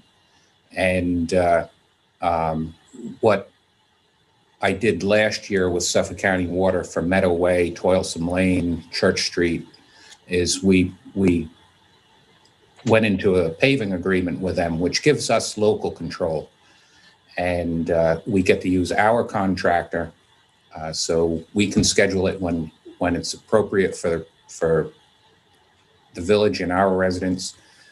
We have quality control over the product that's being installed, and it's consistent road to road. So, you know, if we had three different contractors doing three different jobs, all in the same neighborhood, the consistency of the work would be in question. So this way, we're doing all the work with our contractor, and it benefits us and the taxpayers greatly, because we're going to get a much better quality job than the low bidder for, say, Suffolk County Water. Well, thanks again, Dave. That's all. I was complimenting you for a nice job. I appreciate it. Thank you. So the next thing on the agenda, I received a request from a resident that we create legislation about people cleaning up after their pets on the public streets, not just the beaches. And his point was well taken, because there's so many more people out here now too, year round, that everyone's walking their dogs. I hate to pick on just the dogs, but you know, it would make sense that we do have legislation to require people to clean up after their pets. Does anybody object? I'm 100% in support. Me too. Absolutely. Okay. So maybe we could do that, Vinny, create legislation? No worries. We can do that fairly quickly too. It's a very common thing. So, you know, there was always talk about creating a leash law, but I don't really think we need it anymore. I remember when I was a kid, the dogs used to wander around the streets, but you really don't see that much anymore. So I don't think that's necessary, but I think definitely the cleaning up. Well, I would say is the leash law if there was one, would definitely help the beach out a little bit, because you're right. People don't let their dogs run around Main Street because they'll get hit by a car, but they do let them run around the beaches sometimes, which to some people causes a problem. And it does, I think, cause a litter problem. But that's where the leash law, I think, would have a little bit more relevance if we decided to go down that route. Yeah, well, that we would have to, I mean, we already have the law where they have to be leashed for 1,000 feet from the beachhead. But other than that, we would have to go to the trustees. Get Right. permission. No, that was just my comment about the leashes. Right. Yeah, I think people really like to let their dogs run on the beach. You know, the dogs need the exercise. They don't necessarily get it just walking. And I think letting the dogs run on the beach is a good thing. I wish people were more assiduous about picking up after their dogs on the beach, or at least picking up and then dropping the bag. Oh, I'll get it on the way back. That drives me crazy. But Tiger, I agree with you 100%. I don't think it's a dog issue.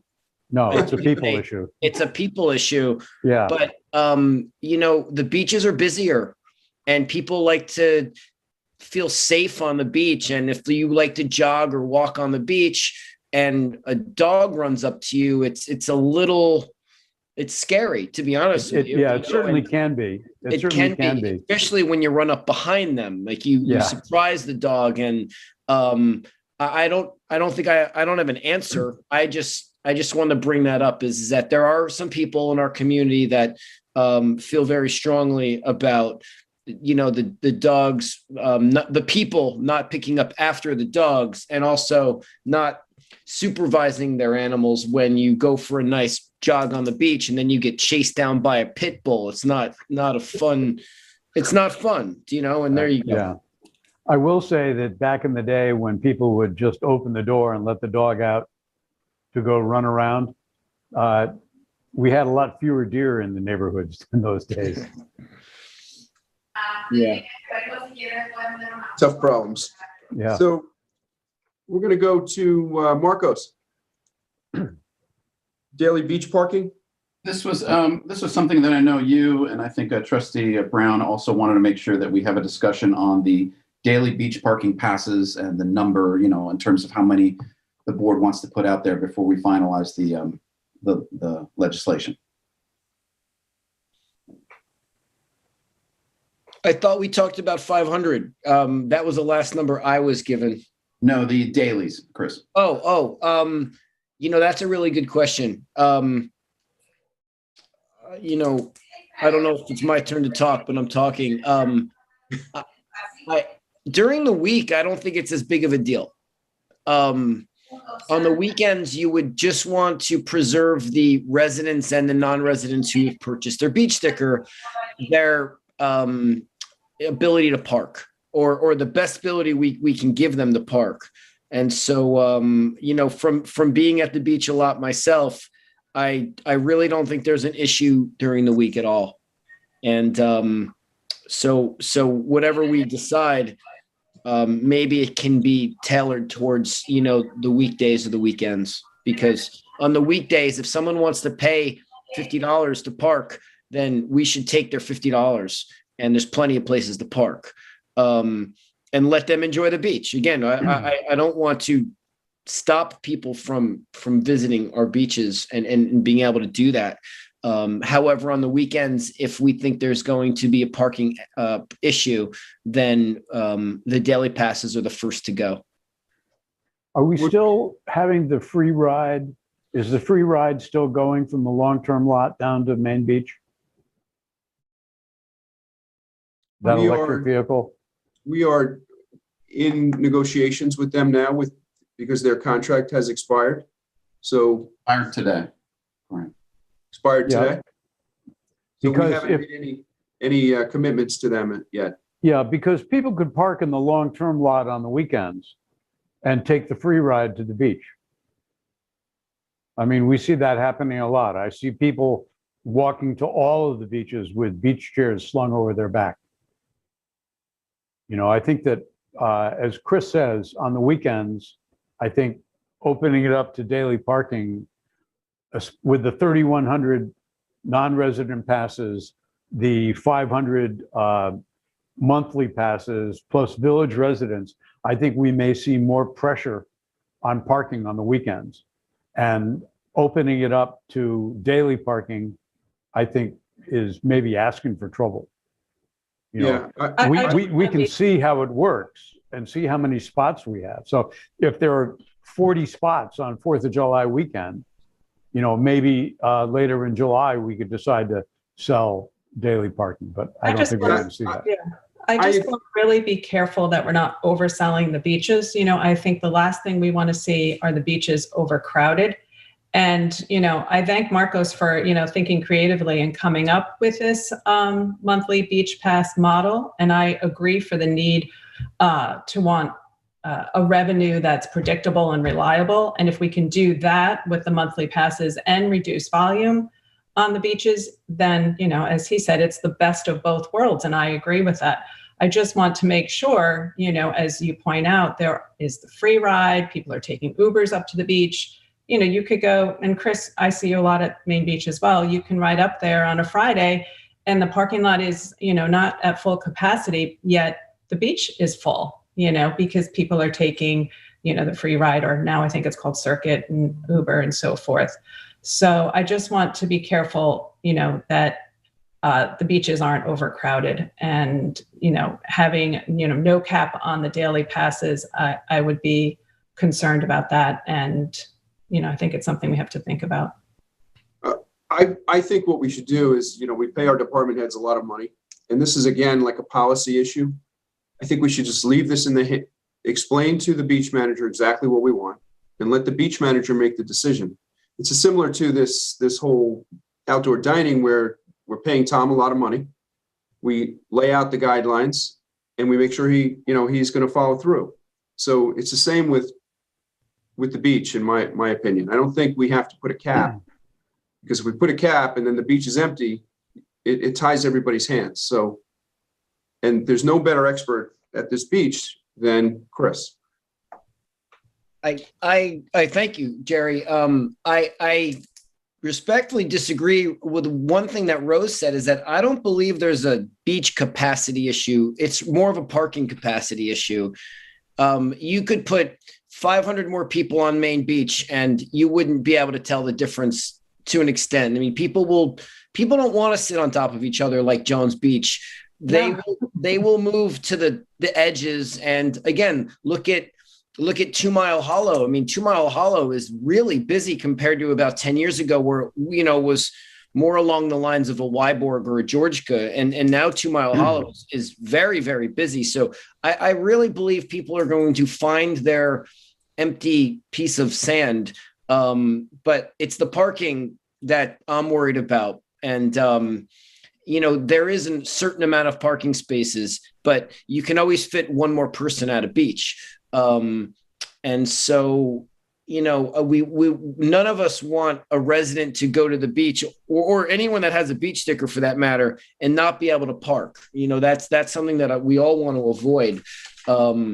And the same token, I don't want the lot to be empty and be turning away $50 a car when everyone knows that, you know, we're in desperate need of taking revenue from such an easy opportunity. You know, people want to come to the beach. They're giving us $50. Let's take it and let's let them park, you know. But I think there has to be a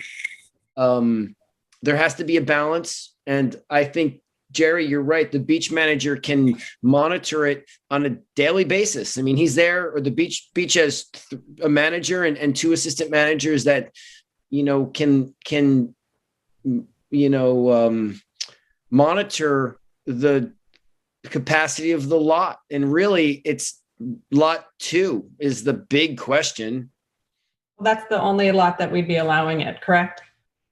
And I agree with you, and I want to be very clear. The last thing I want to see at Main Beach or 2 Mile is that a village resident, or someone who's paid for a seasonal pass to go up there and not find a parking spot.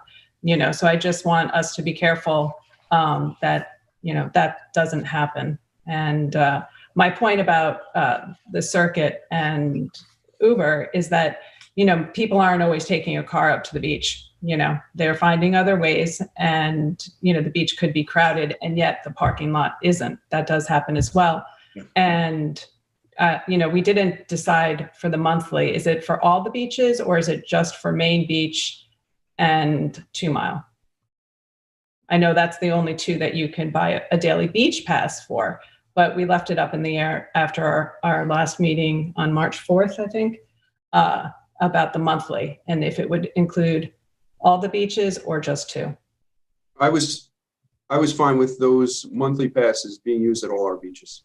I'm okay with using all the beaches too, because that will tend to reduce a little bit of pressure. People will go where they can park. The other thing about the beaches being crowded, as Chris says, people will expand along the shoreline to find their piece of sand.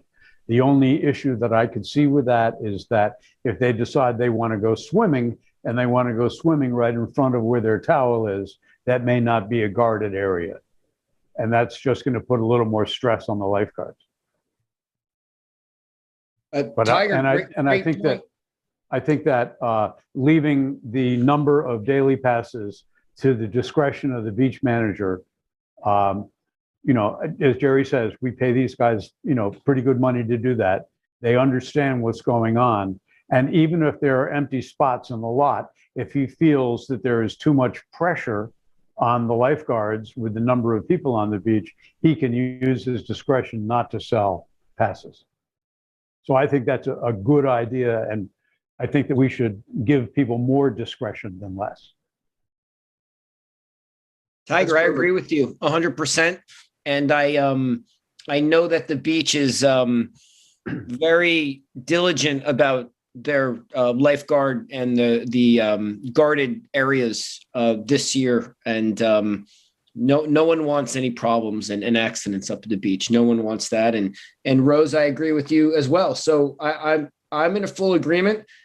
As a side note, some people park their cars up near Town Pond on that little grassy dirt spot.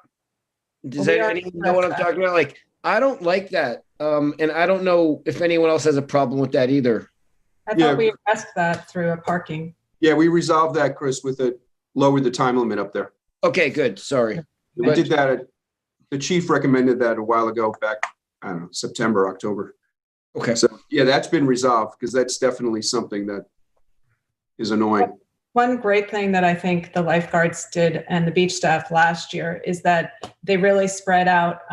It was because of COVID, but I think something we should consider going forward. The lifeguarded area of the beach was bigger than usual. There was 2 or 3 stands at Maine, and the same at Georgica. It was a larger area than usual. So it's something for us to consider doing again. Rose, it really comes down to the amount of lifeguards that we have. You know this, because I know you're at the beach a lot and your kids are always there, and you get it.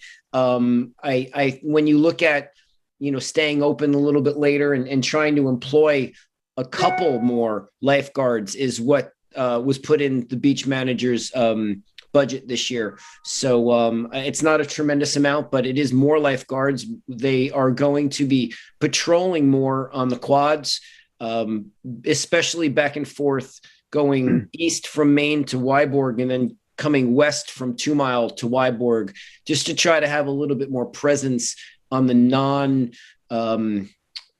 main sections of the beach that are the lifeguard swimming areas. So, I would love to have another lifeguard stand at 2 Mile. It needs it, because the lifeguards can only really only guard that area that we all are used to seeing, the flags.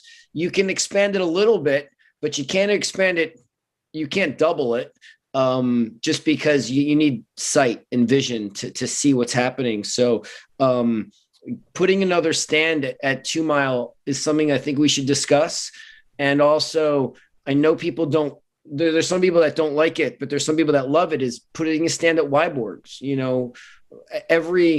Every year there's a really dangerous rescue call at Wyborg's. And, I know we've talked about it before, but you set me up to talk about it again, where I really do believe that Main Beach needs its 3 stands. 2 Mile needs 2. And I truly believe that Wyborg it needs one now, but it definitely needs one in the future. Can't we leave that to the discretion of the beach manager, Jerry? What is that, Tiger? The Wyborgs? Adding stands? Yeah, no, that's definitely going to be the head lifeguard's decision and the manager working together. Yeah, but adding so at Wyborgs, I don't think. No. I'm not saying Wyborgs. Wyborgs is more going to be a health department problem that we're going to have to overcome. So that's for another day. Right. But we could, if we had another lifeguard stand and we had the staff, and this is an if, then adding another stand at 2 Mile would just be under the discretion of the beach manager? Yeah. Okay. All right, good. Mr. Mayor, to go to Rose's point earlier, because it is interesting how it got looped into this conversation about daily beach passes, but I think the board at the next work session should really discuss whether it wants to continue its agreement with Circuit, because it really, I think it's ending up where, I think the mayor and I were walking through the downtown and listening to feedback from local shopkeepers, and we heard that they're getting pushed out of the long-term lot, forced to park at Rudershan as well. So they're finding it hard during the summer months to park there where they should be parking, because you've got people going to the beach for free, essentially. So I think we should kind of discuss that at the next work session. Good. Sure. All right. Anybody else on that issue before we move to the next? This one's interesting. So the alcohol prohibition that we have on our beaches, I asked Brian to take a look at, Brian Lester, because I didn't feel it was legal. While we were working on that, we also realized that the smoking on the beaches was never, the ban on smoking and vaping on the beaches has never been approved. Actually, it was denied by the trustees. So then it was put into another section of our village code, which has no authority on the beach. So I asked Brian and Beth I don't think Vinny was involved in this one, but I asked Brian and Beth to come up with new legislation on this. So whoever wants to take the lead, Brian or Beth? I'm fine. I drafted it up. It essentially, according to the guidance that I was given, it prohibits alcohol beverages when lifeguards are there. And then when lifeguards aren't there in the evening, it limits the amount of alcohol anyone can have. Certainly don't want to have a keg party down at the beach. But it gives, in case adults want to go down and have a glass of wine after lifeguards are done and in the evening, the ability to do so.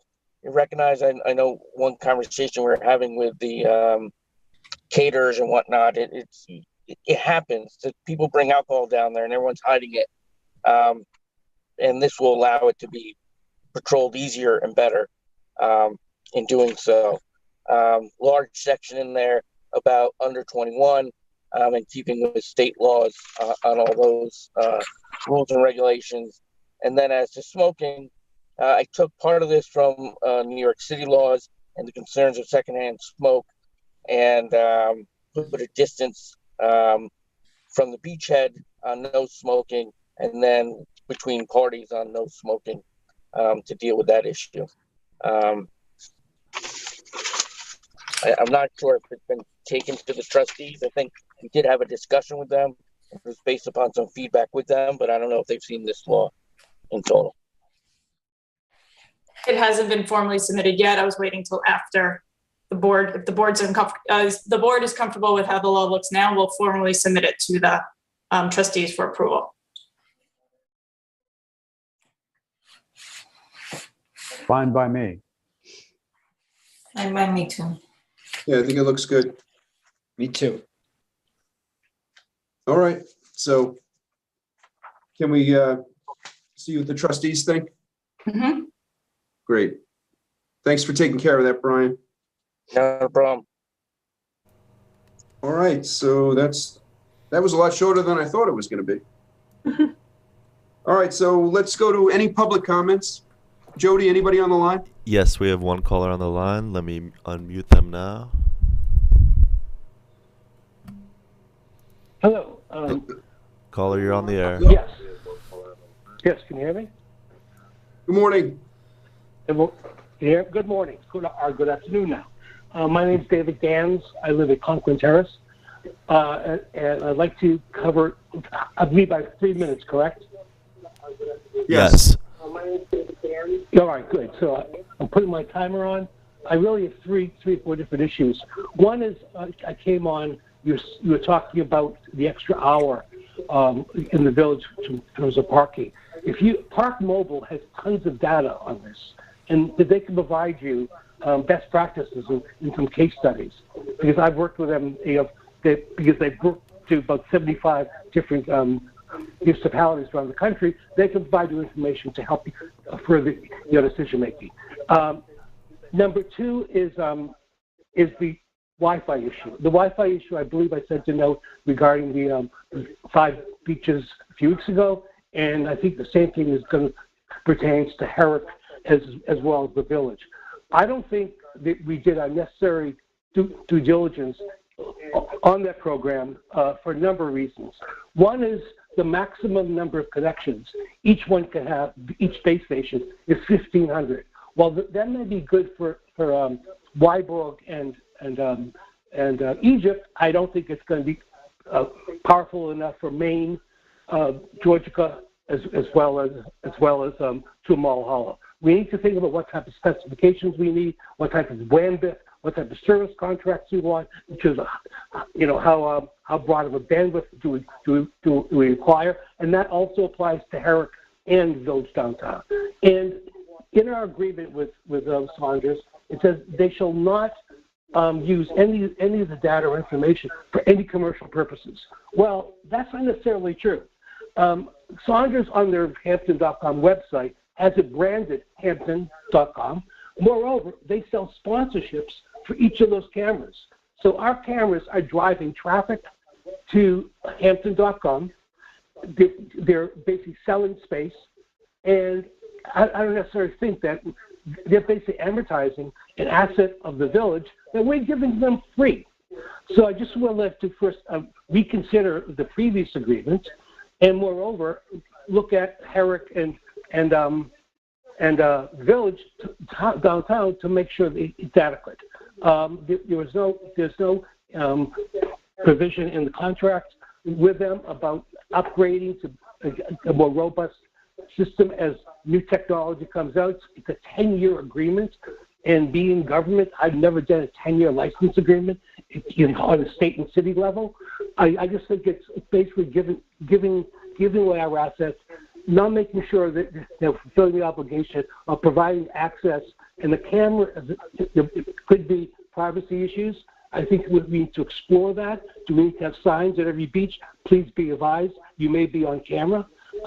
And those are the basic issues. And last point, which I have a few more seconds on, is really, I strongly would consider that the new monthly or pass is not applicable for Wyborg and Egypt. It's already hard enough to park there anyway. I'm a big visitor of them. I don't have any children, so I don't have to worry about the lifeguard. But Chris Wayne knows I can't swim.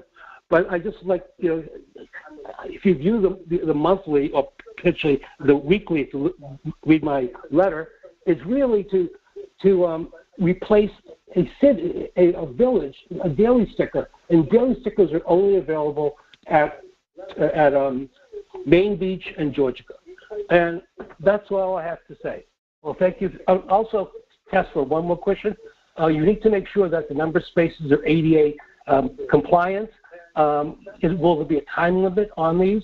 And will there be a provision in the contract with them that as more and more EV vehicles come into the market, Tesla will no longer have a 70% share. They may have a 40% share. Will they align the number of EV stations to tie into what the market wants versus what Tesla wants? And last thing, only 4 public spaces in Osborne. I think it's too few. And, as Rose mentioned, I would strongly consider why can't this move to long-term parking? So that's my piece. Thank you very much. Thanks, David, for calling in. The 4 parking spots that we were keeping open basically are for, and there's more parking spots than that anyway, David, because they're not banned from using the parking lot, so anybody can use the parking lot. So anyway, I would like Vinny just to answer your question since Yeah, sure. most of them are legal. Happy to, Mr. Mayor. So let's start out with where we were prior to the enactment of the agreement. And that was that those cameras were already in place and already broadcasting. Under the prior administration, the village got nothing in return that I am aware of, certainly, or that I was made aware of. So to say that, you're giving that village access for free is inaccurate. It maybe was for free, but now in exchange for that, there's a very big public benefit, and that is the provision of the Wi-Fi access for residents and other users of the beach. Secondly, all this agreement is non-exclusive, so that if another entity wants to come in and make a proposal to the village that provides additional or enhanced benefits, again, for residents and users of the facility, they're free to do so, and the village is free to enter into that agreement. As to the commercial purpose, I don't know that I understood what the caller said, quite frankly, so I will leave that alone. But I will say this with respect to the other comment about, posting signs, you're on camera. The law is very clear. When you're out at a public place, you have no legitimate, reasonable expectation of privacy. And I would venture to say that you could walk down your own main street, walk down any main street, walk down even residential streets. People have cameras. That's the day and age we live in. If you're out in public, probably the most prudent thing is to assume that you're on camera, no matter where you are. That's the day and age we live in. Great, thank you. All right, so any other public comments, Jody? No, there's no one else on the line. Can I follow up? I'd like to add, Jerry, is that beach camera was always operated by Hamptons.com, and I couldn't find, and I know Marcos helped me look too, for a contract or an email or anything between the village and Hamptons.com. I don't know. I think it's even before Trustee Brown and Trustee Graham. They might have any information on how that camera even got there in the first place. But it was always broadcasted through Hamptons.com. There's no change in that. Got there in the first. And at least now we get a very tangible benefit from it, which is the free Wi-Fi that we do not have to pay for. So I don't know, Rose and Tiger, do you remember or have any information on how that camera ever even got there in the first place? Because I couldn't find it. No idea. Yeah, it was before my time, that we were up on Main Beach there. Yeah, I mean, so, I only go back to 2017, and Rose only goes back to 2018. So they could have done something in 2016, and we would have no clue. So, but just so everyone's aware, there was no contract, no agreement, no email, no nothing, which is peculiar. Nothing, like not anything. And at least now there's some type of contract in place to protect the village. And Trustee Minardi, there's also insurance in place now. Should anything happen as a result of those cameras, there's also a protocol that requires them to comply with inspections of the building inspector as well. So there's a very good safety provisions in the agreement as well that didn't exist before because there was no agreement. Correct. And also they want to provide good Wi-Fi. Let's not forget that. It's not in their interest to not provide good service, in a sense. They've made that perfectly clear. While we're in public comment, I just wanted to bring up something I forgot to talk about. Mark Smith had brought up, and Elaine Shoreline from Special Effects had called us because they were trying to get a grant from the state, I believe, or the county, a business grant and they were told they didn't qualify because the village never applied for this grant process. Yet everybody else on the East End did. So, for example, Mark Smith had applied for a grant for his Nick and Tony's restaurant, his Coche restaurant, La Fondita. He received grants from the county for all of these locations. When he applied for Rowdy Hall, he was denied. And when he contacted them, he found out that the village was not part of this consortium. So I asked Marcos to dig into it to find out what happened, and he did find out. And while we're on, maybe Arthur or Rose might know about this, but this took place in 2018 when the village decided not to join. So I just wanted to see where we stand now, Marcos, with it is we can't join, correct? Correct. I mean, you've pretty much covered it all. It's pretty simple. We just didn't join. And by not joining, and I don't know if it even reached the board level actually, but they by not joining, all these merchants aren't eligible for, it's a good sized chunk of money, $10,000, now. Is it through the Chamber of Commerce, Marcos? With the Suffolk County Development a consortium. So it's federal money given out by the county. And it's really quite sad. I don't have any recollection of that whatsoever. I don't so maybe it never came to the board level, and it was done, through the mayor and the village administrator at the time. But I just think it's important that the public knows that none of us had anything to do with this, because there's a lot of angry, at least a few angry people out there that I've already run into about this, thinking it's our fault that the village is not part of this. So I think it's important not only the public has the information, but our board as a whole has the information. So if you run going into forward, just to let the board know that we are a part of the consortium. So with stimulus money and all these things about to be handed down, we are part of it now. But it's not retroactive, so people can't get the money that they can get if they have a business in the township. So it's a little annoying, to say the least. Tiger, you had something else you wanted to talk about? Yes. I at the beginning of this administration, the administration made a hire that I was not in favor of. And I want to correct that and go on the record today stating that Marcos Baladron has outperformed any expectation that I had of his ability to do the village administrator job. And I wanted to say that he has been excellent at doing this, and any objections that I had have long since been erased. And congratulations, Marcos. It's a steep learning curve, and I congratulate you on that. Wow. Thank you, Tiger. You're trying to get me to cry on camera?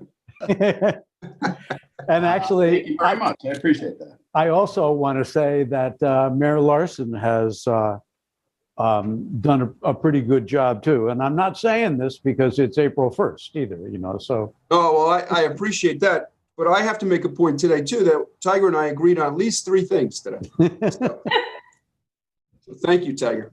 You're welcome. All right, so let's jump into resolutions. June? Okay.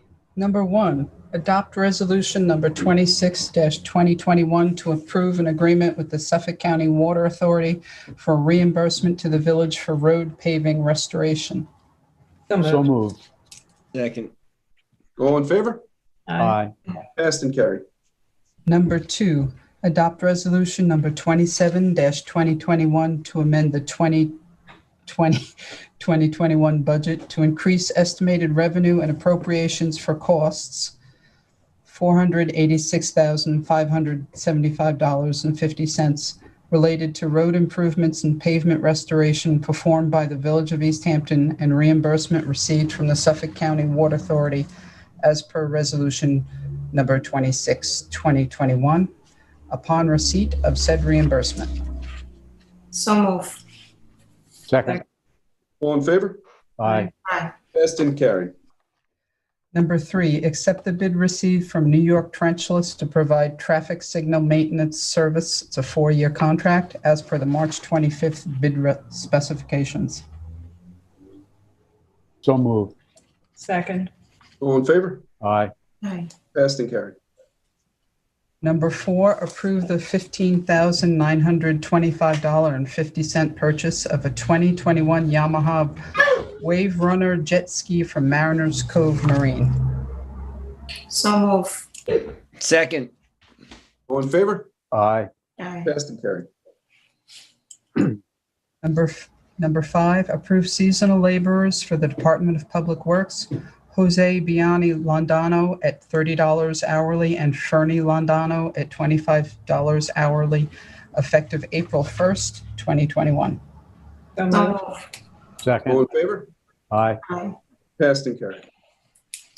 Number 6, accept Elizabeth Baldwin's resignation as village attorney effective April 16th, 2021. So moved with regrets. But so moved. Second. All in favor? Aye. Aye. Passed and carried. And I'd like to just say thanks to Beth. I haven't known you a long time, but the last 6 months has been very good. And we're going to miss you. Thank you. I would also like to wish Beth well in her next endeavor. She was just hired in the fall of 2019 and has served under 3 mayors and many different trustees under that time. And in that short time, and she's always been very professional, always got the information quickly. And I thank you for your work and service to the village. Thank you. Appreciate that. June? Number 7, authorize the appointment of Messina Perillo Hill LLP as village attorneys at an annual sum of $100,000 effective April 16th, 2021. So move. So, second. All in favor? Aye. Aye. Passed and carried. And that's Vinnie right there. Thank you very much. Yeah, welcome, Vince. Number Thank you 8, for the thank you for the opportunity to serve both you and the residents of the village of East Hampton. We're really honored by that. Thank you. Thank you. Number June? 8, approve Saunders Broadcasting Corp. to install Wi-Fi in the village downtown and Herrick Park. So moved. Second. All in favor? Aye. Passed and carried. Actually, Mayor, could we ask Saunders to explore with various property owners on the northern side of Newtown Lane, whether anyone would be interested in supplying them a location to do Wi-Fi in that lot? That's a great idea. Marcos? Absolutely. They'd be very interested in that. And as a matter of fact, Tiger, they're interested in having conversations with the Maidstone Club to help service the 2 beaches on either side. So I think the club would be responsive to that. that's great. Number 9, notice for a public hearing to be held April 16th, 2021 at 11 a.m. for introductory number 6-2021, proposed amendments of Village Code Chapter 77 beaches to address issues concerning alcohol consumption on the beaches, and Chapter 211 peace and good order to address issues concerning smoking on the beach. So move. Second.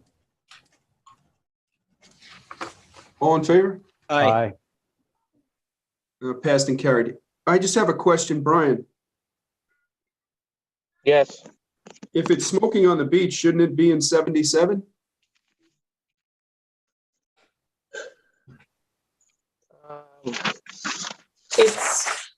It's being moved to 77.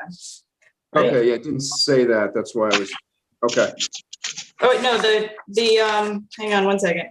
Yeah, he moved it I moved into it. 77. Yeah. So we're going to take it out of 211 and put it in 77. Yeah. And then in 211, it should just read no smoking on village property, like streets and things like that. Right, so 211 crossed out Village Beach, so that no longer applies to beaches in 211. Okay, good. It's just the village-owned property. All right, thanks. Okay, we did that one. Number 10, June? Number 10, notice for public hearing to be held on April 16th, 2021 at 11 a.m. for introductory number 7, a proposed amendment of Village Code Chapter 68 Animals to require dog owners to clean up after their dogs. So moved. Second. All in favor? Aye. Passed and carried. And also, if anyone walks a cat, they should know that they should be bound by this as well. Never seen that. So is that it, June? That is it. All right, great. So we're going to, before we close, we're going to, after we close, we're going to go into executive session. We have to talk about litigation and personnel. Can I get a motion to close? I So make a moved. motion. I'll All second in it. favor? Aye. Okay, we are closed. See you in executive session. Thanks, everybody. Bye.